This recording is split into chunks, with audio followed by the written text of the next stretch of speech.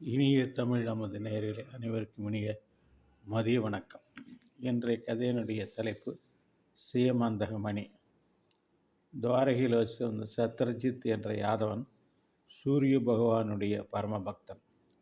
தன்னையே எப்போதும் ஆராதிக்கும் சத்ரஜிதனுக்கு சூரிய பகவான் சயமந்தகம் என்ற மணியை கொடுத்தார். அதை தன் கழுத்தில் அணிந்து கொண்டு அவன் வந்தான். அந்த மணியின் ஒளியால் கண்கூசிய மக்கள் சூரிய பகவான் தான் வந்து கொண்டிருக்கிறார் என்று கூறினார்கள். கிருஷ்ணர் வருவது சூரிய பகவான் அல்ல, சூரிய பகவான் கொடுத்த மணியால் ஒளி வீசிக்கொண்டு சத்ரஜித் தான் என்றார். சத்ரஜித் அந்த மணியை தன் இல்லத்தில் வைத்து பூஜித்து வந்தார். அந்த மணியின் விசேஷம் அந்த ஒளி மட்டுமல்ல, அது தினமும் 6 பாரம் தங்கத்தை உற்பத்தி செய்யும். அந்த மணி இருக்கும் இடத்தில் வறுமை, அகால மரணம், நோய்கள், திருட்டுகள் முதலானவை ஏற்பட மாட்டா. பொதுவாக மிக உயர்ந்த பொருள் என்றால் அது மன்னனிடம் இருக்க வேண்டியதான் முறை. அதை அனுசரித்து கிருஷ்ணர் அம்மணியை மன்னர் உக்கரசேனர் கொடுத்துடுமாறு சத்ரஜிதனிடம் கூறினார். ஆனால் அவர் மறுத்துவிட்டார். சத்ரஜிதனின் தம்பி பிரசேனன் என்பவன் அவன் ஒரு நாள் வேட்டைக்கு போகும்போது அம்மணியை கழுத்தில் அணிந்து கொண்டு போனான். காட்டில் ஒரு சிங்கம் அவனை கொன்று அந்த மணியை எடுத்து கொண்டு போனது.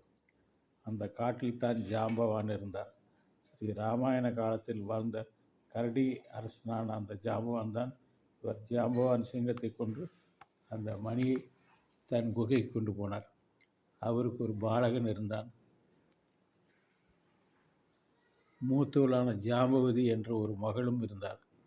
குழந்தைகளுக்கு விளையாட அந்த மணி பயன்பட்டது. பிரசேனன் திரும்பி வரவே இல்லையே என்ற கவலைப்பட்ட சத்ரஜித் அவன் உயிரோடு இருந்தால் கண்டிப்பாக வந்திருப்பான். அவன் மணியோடு போனான். கிருஷ்ணனுக்கு மணியின் மீது ஏற்கனவே ஒரு விருப்பம் இருந்தது. அந்த மணிக்காக கிருஷ்ணன் தான் பிரசேனனை கொன்றிருப்பான். இப்போது அந்த மணி கிருஷ்ணன் தான் என்று நினைத்தார். அப்படியே அதை எல்லோரிடம் சொல்லிக்கொண்டே இருந்தார். துவாரகை முழுதும் இந்த பேச்சு அடிபடத் தொடங்கியது. கிருஷ்ணர் தம்மீது சுமத்தப்பட்ட அந்த வீண் பழியை நீக்கிக் கொள்ள வேண்டி உண்மையாக வெளிப்படுத்த பிரசேனன் போன காட்டுக்கு சிலரோடு புறப்பட்டார். காட்டில் கொஞ்ச தூரம் போன உடனே இறந்து கிடந்த பிரசேனனை கண்டார்கள். அவனை பார்த்து சிங்கம்தான் அடித்து கொண்டிருக்கிறது என்பது புரிந்தது. மணி அங்கு இல்லை. அப்படியானால் சிங்கம் தான் மணியை தூக்கி கொண்டு போயிருக்கும் என்று அதன் அடிச்சுவட்டை பின்பற்றி போனார்கள். ஒரு இடத்தில் சிங்கம் இறந்து கிடந்தது. அங்கும் மணி இல்லை. மணியை தேடிக்கொண்டு மேலும் போனார். இருண்ட குகை ஒன்று தென்பட்டது. கிருஷ்ணர் எல்லோரையும் வெளியே இருக்க சொல்லிவிட்டு அந்த அந்தகாரம் சூழ்ந்த இருட்டான நாட்கள் தாம் ஒருவரே நுழைந்து சென்றார். குகைக்குள் ஒரு பாலகன் அந்த மணியை வைத்து விளையாடி கொண்டிருந்தார். கிருஷ்ணர் அந்த குழந்தைக்கு அருகில் போயிருந்தார். குழந்தையின் வளர்ப்பு தாய் திடீர்ந்து வந்து நின்று அந்த ஆடவனை கண்டு பயந்து அலறினார். கூச்சல் கேட்டு ஜாம்பவான் விரைந்து வந்தார். ஜாம்பவானுக்கும் கிருஷ்ணருக்கும் சண்டை. இருவரும் ஒருவருக்கு தாக்குபடி 28 நாட்களாகிவிட்டன. ஜாம்பவான் சோற்று போனார். தன்னுடைய அந்த நிலை அவருக்கு ஆச்சரியமாக, அந்த அளவுக்கு யுத்தம் செய்தும் வெற்றி பெற முடியவில்லை என்றால் தன்னை எதிர்ப்பவர் நிச்சயம் சாதாரண மனிதராக இருக்க முடியாது என்று முடிவுக்கு வந்தார். சாட்சாத் பகவான் ஸ்ரீ ராமபிரான் தான் தன்னிடம் இந்த லீலையை செய்கிறார் என்று தீர்மானித்து கிருஷ்ணனை துதிக்கத் தொடங்கினார். கிருஷ்ணர் மகிழ்ச்சியோடு ஜாம்பவானை ஆறத் தழுவி கொண்டார். சென்ற யுத்தத்தில் ராமரை பிரிந்த ஜாம்பவான் இந்த யுத்தத்தில் கிருஷ்ணராக வந்த அவரது அழைப்பில் உலகம் குளிர்ந்தார்.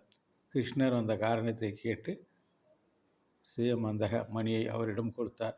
கூடவே அன்பு மகளான ஜாம்பவதியும் அவருக்கு மனம் முடித்து கொடுத்தார்.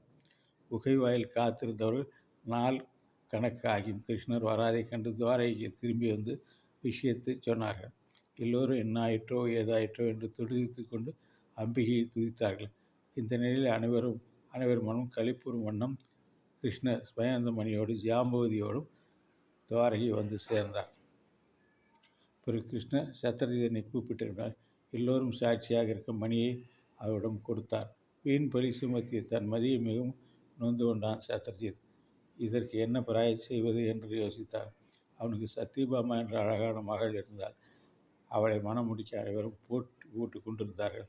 தன் செயலை நேர் செய்ய வேண்டும் என்பதால் தன் மகளையும் அந்த மணியை கிருஷ்ணரிடம் ஒப்படைப்பதே சரி என்று சத்யபாமாவை கிருஷ்ணருக்கு மனமுடித்து கொடுத்தார். கூடவே மணியையும் ஒப்படைத்தார். கிருஷ்ணர் சத்யபாமாவை ஏற்றுக்கொண்டார். மணியை சத்தத்தில் திருப்பி கொடுத்தார். சிவந்தகனை தினமும் 8 பாரம் தங்கத்தை தருவதாக இருந்தால் அதன் மீது சிலருக்கு ஆசை ஏற்பட்டது. இந்த ஆசைதானே உலகத்தில் வரும் பல கேடுகளுக்கு காரணமாக. சததன் என்பவன் யாதவர்கள் ஒரு தலைவனாக இருப்பவன். அவனுக்கு இந்த மணி அடைய ஆசை. ஏற்கனவே அக்ரூரும் கிருதவரும் அவன் ஆசைக்கு தூபம் போட்டார்கள். அந்த சத்யபாமா அடைய ஆசைப்பட்டான். அந்த ஆசை நிராசையான மனதில் அவனுக்கு ஒரு வெறி ஏற்படுது. அதன் பலம் சமயம் பார்த்து சத்திரஜனை கொன்றுவிட்டு மணியை எடுத்து கொண்டு போனார். இது நடந்த சம்பவம் பலராமன் கிருஷ்ணன் துவாரகையில் இல்லை, ஹஸ்தினாபுரம் போயிருந்தார்கள். சத்யபாமா ஹஸ்தினாபுரம் புறப்பட்டு போய் தன் தந்தை கொல்லப்பட்ட விஷயத்தை சொல்லி கிருஷ்ணனிடம் அழுந்தார். பலராமகிருஷ்ணன் துவாரகை வந்து சதந்தாவை கொன்று மணியை கொண்டு வருகிறார்கள். இது சதந்தாவாக தெரிந்தது. கிருஷ்ணர் வந்தால் தன்னை கொன்று விடுவார் என்று பயந்து அக்ரூரிடம் மணியை கொடுத்துவிட்டு அவடுத்து விட்டு தப்பி ஓடினார். கிருஷ்ணர் துரத்தி கொண்டு போய் மிதிலாபுரியில் அவனை பிடித்து கொண்டார். அவனிடத்திலே மணி கிடைக்கவில்லை. ஆனால் மணியை கிருஷ்ணர் எடுத்துக்கொண்டார். தன்னை பிறர் நினைப்பதற்கிடம் பலராமர் கூட சந்தேகப்படுவாரே என்று கிருஷ்ணருக்கு ஒரு நினைப்பு. மணி அக்ரூரிடத்தில் இருக்க என்பதை துப்பு துளக்கினார். அக்ரூரை வரவைத்தார். சபையில் அக்ரூரை வரவைத்து, அக்ரூரே, இந்த மணி உம்மிடம்தான் இருக்கின்றது, அது எனக்கு தெரியும். அதை நீரே வைத்து இப்போது அதை எடுத்து காண்பியும் என்றார். வேறு வழியிலிருந்து அக்ரூர் துணியில் சுற்றி மறைத்து வைத்து கொண்டிருந்த ஒளி வீசும் மணியை வெளிச்சத்தின் முன்னாலே எடுத்து கொடுத்தார்.